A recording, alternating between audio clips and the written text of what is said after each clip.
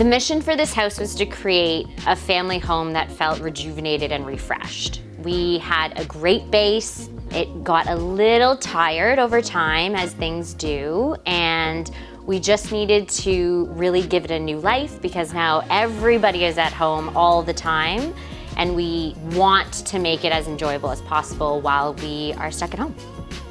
I think when you're in a home for, let's say, a decade, you start to realize that the wear and tear on your home is natural and would progress, especially when you have 2 kids. And so we had started this project in January of 2020, and quickly come around March, when things started to really heat up, we started to realize that we needed to actually dive in and really refresh the entire space because they were gonna be at home all the time. So in the great room, we realistically just wanted to make sure that it functioned exactly the way they had it before. They loved it before. There wasn't a massive need for change, but we just thought we could make it a little bit better.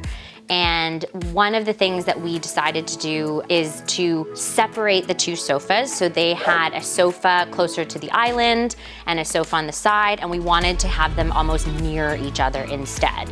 With that done, we added 2 large ottomans, we added 2 swivel chairs, and therefore the symmetry was very clear. It felt balanced, and it gave you all the functions that were essentially already there to sit all their family members. The one thing that I will say though is that the swivels, as I love swivels, and she goes around every day and readjusts them to make sure that they're perfect. So as wonderful as they are, if the OCD kicks in or whatever you need, she does go around, and so hopefully I don't wear her down too much by doing that. And then the last thing about the kitchen is that we didn't change a lot. We left her kitchen as is. We added new stools. We changed a ceiling fixture. We repainted the walls, but she had a classic, great, contemporary kitchen that wore very well over 10 years, I would say. We kept all the existing rods in the house, but we did change out the drapery panels because they were in a darker taupey color, and once we had changed the paint color, we noticed that the drapes felt a little dreary. So we lightened them up and then color blocked them for something more interesting. In the great room, there's an area just past where all the furniture is. And it is actually one of the first things you probably see when you enter the home. Before they had this, I believe it was like a trellis wallpaper or geometric wallpaper, and it felt like an afterthought. And so we created this little nook. We put an ottoman below, we put a console table, a great piece of art, and styled the console table with a table lamp. And she has said to me that they love being able to come home and having a little spot with a table lamp that's already on, and it just created a little moment. The main space for me that they really felt like wasn't being used was their dining room.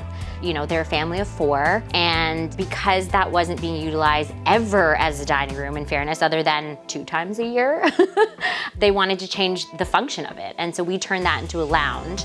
I like to call it a lounge because it's technically a formal sitting room to a certain degree, and I think there was a day and a time where that was a very common thing. And so I wanted to take it back to those roots and have a cocktail in there.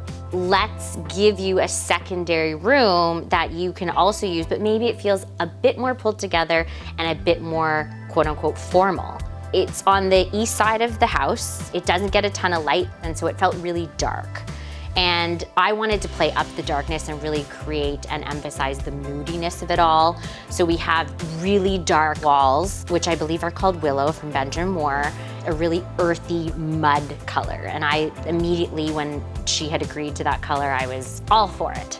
We have this beautiful deep red amberish velvet sofa, and then we have 2 occasional chairs which are lighter.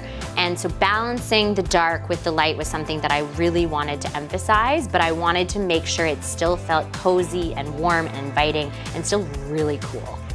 We fit a games table in the corner for 4. Which you do sometimes have to sneak out so that you can get all 4 chairs around, because we initially had spec'd it for just 2. But it's a great place to play cards. Sometimes her daughter comes down and does homework on that table. It's really a multi-purpose, multifunctional room, and before they never went in it. It was used for storage. And then obviously your 2 dinner parties a year. The principal bedroom upstairs, it has a great loft feel. It has a pitched ceiling. What we did was we repurposed her furniture. So we kept the existing bed frame, we put new rugs, we actually got new side tables, and then we did end up putting a desk. And so when we had put in a desk and a desk chair in that room, I wanted to make sure that it didn't feel like a home office. It felt like a beautiful piece of furniture. They get great light, they have this great arched window, and how can we make that space feel less like a chore to drag yourself to work every day? The two girls' rooms were something that's always really fun to do. One of them clearly much preferred pink and purples, and the other one much preferred blues.